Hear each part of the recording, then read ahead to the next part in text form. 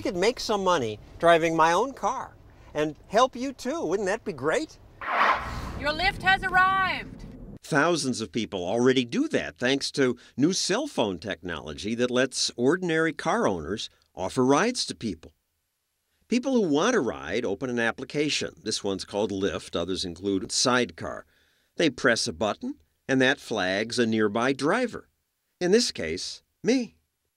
We got one. Lyft makes its drivers put this ridiculous mustache on our cars. It's a marketing gimmick, but it also helps a person who wants a pickup spot the car. I also have the passenger's phone number. Your destination is on the left. And his name. Tim? Unlike normal cabs, Lyft drivers invite customers to get in the front seat. Welcome. Welcome. Thank you. Is this your Thanks first for giving Lyft ride? My first lift. Okay. Yes. Where are you headed? Tim signed up for Lyft because it's cheaper than taxis, maybe 20% cheaper. I had friends who've used it, and they've raved about it. He likes it that Lyft passengers sit in front. Lyft's founder says that makes for a friendlier ride. You see the pink mustache, oftentimes the passenger smiles, the driver smiles, you get in the front seat, there's a fist bump, and it's a new experience of connecting with other people in your community. You meet someone with different political beliefs, someone with different music tastes. There's been companies that have been formed with drivers and passengers. Thank you, sir. Have a good day. No cash changed hands, payments by credit card only. And the price is up to the passenger. If he didn't like me, he can tell his app to pay me less. Of course, then he'll have a tougher time getting the next Lyft ride. Now I'm going to rate Tim. I liked him, so I give him 5 stars. That'll make it easier for him to hire the next Lyft driver. On to the next one. Welcome. I'm supposed to give you a fist bump. Have you used Lyft before? I have. All right, where are you going? Now, why would she feel safe getting into a stranger's car? Everyone I've taken so far has been very nice. First of all, not everyone can be a Lyft driver. My car had to pass inspection, and I had to pass a background check. But the real reassurance comes from the passengers and drivers rating each other. You can see, pictures of them in their car, their ratings. If you get bad ratings, you can't drive anymore. What if the passenger's obnoxious? Smells bad. It goes both ways. So there's ratings on the drivers and there's ratings on the passengers. People get rides. I make some money. What a great deal. Who would object to that? Taxi drivers, that's who. Cabbies lined up their cabs, then let them sit in protest of car-sharing apps used in the city. New ideas like Lyft make established industry players angry. Damn right we are. It's our families. We have to pay big money for licenses. We have to get fingerprinted. We have to have commercial insurance. Pink Mustache has nothing. Sidecar has nothing. Well, not nothing. There is that background check and the ratings. But Lyft drivers don't have to obey all the city's taxi rules. They just don't comply with the law. Bill Rouse runs the biggest cab company in Los Angeles. You want to ban the competition? We're not trying to ban the competition. What we'd like is to be competing with companies that follow the rules. But the Lyft cars have to meet the safety standards. Whose safety standards? The state's the license. They're licensed as private vehicles. There's no safety standards there. This is the honor system. Actually, it's something better than the honor system. If I'm checking my app and this driver's been criticized by his passengers, that's not the honor system. That's the world policing him. That's all after the fact. In Washington, D.C., bureaucrats got so upset with car-sharing businesses, they even did sting operations. Today, however, D.C. tolerates services like Lyft. They became too popular for regulators to strangle.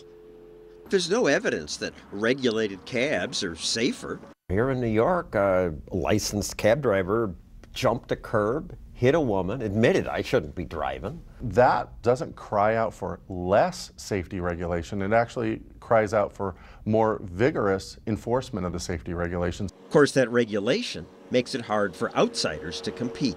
Most of the rules that exist in the transportation industry are designed to protect existing transportation companies from competition. In many cities, no innovative taxi company dares open.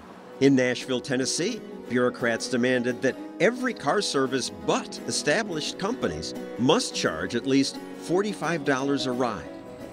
I have to charge them $45 for going 4 blocks. Nobody's going to ride for $45. It was all protectionism to protect taxi industry. When Ali Bukhari started Metro Livery, it was a great success. But the new $45 minimum ended that. We lost all that clients and they went back to taxi. Ali fought Nashville's rules in court, but the bureaucrats won. Why would they want to protect existing businesses? Because existing businesses are politically connected. Got some extra space in your house? Want to make some money renting it? Now you can. Here's our room. I think it's pretty nice. Here's the stairs. They're gonna sand them, but I think it actually looks cool. They? Who's they? I think this is their office. Victoria Hockton doesn't know much about this apartment because it belongs to strangers, and she and her mom just arrived. They're from Florida, but they wanted to visit New York City for a few days, and they prefer to stay in a home. A lot better than being in a hotel by far. Being in the city with a child, it's much more convenient because not only are his breakfasts amazing. Alistair Ong renovated his apartment and then decided to try to make some extra money renting his extra space to tourists. I just love meeting new people and from all different parts of the world. That's why he makes his breakfasts part of the deal. He advertised his extra space on websites like Airbnb, which stands for Air Bed and Breakfast, and Roomorama.com. Trendy loft, steps from Times Square, $149. In this neighborhood, that's cheaper than a hotel.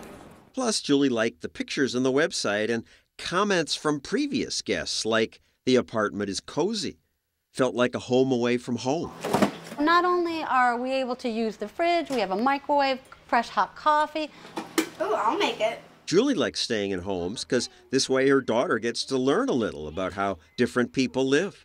Messy is comfortable. The Roomorama website is run by Gia and Teo. She and her husband created it because they travel a lot. So we said, hey, there must be thousands of apartments empty right now. How do we find them? How do we book them? And how might they rent their home when they travel? Why not just go to Craigslist? Well, because on Craigslist, you don't know who you're dealing with. We dealt with people who just never showed up, people who refused to pay in advance because they didn't know who we were. So that's why we started Roomorama. But how do I know I'm not going to get some guest who's going to trash the place? Well, there are reviews on the site, so everything's very transparent for both sides. The reviews, the internet feedback. This crowdsourcing is what makes these cool ideas work. Julia and Victoria knew that Alistair's a good host. Alistair knew less about them. Most guests don't have as many reviews, so I'll try to do, once I get their name, I'll try to do a Facebook search on them, but generally I've had really good luck. He's happy, they're happy, and this wonderful new business where strangers with complementary needs find each other keeps growing. Get on a website. So, of course, politicians crack down. Get suckered into an illegal hotel room situation, have a terrible experience. This politician got a law passed that bans anyone from renting their own apartment to anyone for a time period of less than a full month. If you do, you're an illegal hotel, and you can be fined up to $25,000. The hotel industry supports the law to protect tourists, they say. They walk into a situation that is not safe, not clean. Really? When we asked for names of complainants, her office didn't provide any. There are people begging legislators for the law to be overturned. The good news is that despite all the laws, sometimes entrepreneurs and their customers still win. Room for rent website listings are up since New York's law passed. People like Alistair make some money, tourists like the Hocktons save money, and both have an experience they normally wouldn't have. Bye. Enjoy your class. It was amazing. Quick, easy, fun. The cheaper taxi services survive. The regulators pounce and the business grows. Yeah, the business is growing incredibly fast. We've had people say multiple times that Lyft has restored their faith in humanity. But the bad news is that in there and in state capitals everywhere, they keep adding more red tape. They should stop, but they won't stop.